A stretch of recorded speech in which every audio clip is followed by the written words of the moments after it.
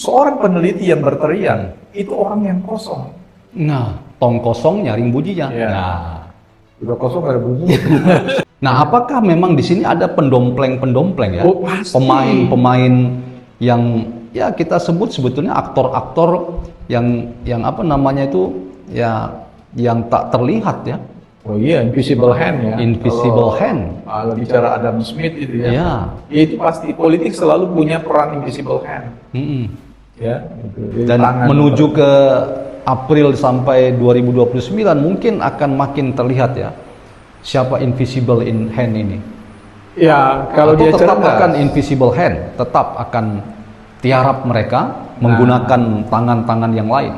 Kan kita harus lihat begini, ada yang namanya investor politik. Hmm. Investor politik itu dia sudah menargetkan dirinya bahwa apapun situasi yang ada, menang atau kalah, dia tidak boleh muncul di permukaan. Ya, Gitu ya kan? investor Politik. politik. Nah, investor politik itu kan ingin suasana politik itu seperti apa, Mm-mm. dan dia membayarnya Mm-mm. dengan berbagai macam teori pertukaran. Nah, kalau misalnya kita konkretkan 4 klaster yang disebut sama itu ya, staf ahli Kapolri itu ya, Arianto Sutadi. Ya, Ada 4 klaster. Yang pertama adalah yang dipecat Jokowi, kemudian yang dibubarkan Jokowi, kemudian yang kalah Pilpres pada 2024, dan kemudian ini gerakan dari asing yang punya kepentingan, ya, proxy war dan seterusnya. ya. Nah, kalau misalnya 4 klaster ini bermetamorfosis, sekarang menyerang tidak hanya Gibran, tetapi sekarang dianggap menyerang Presiden Prabowo, Ya. mungkinkah itu juga mereka-mereka yang juga harus kita sebut sebagai variabel pengganggunya itu? Ya, yang jelas tidak pernah dalam kontestasi politik itu tidak pernah ada variabel tunggal. Ya. Itu sudah pasti ya. Hmm.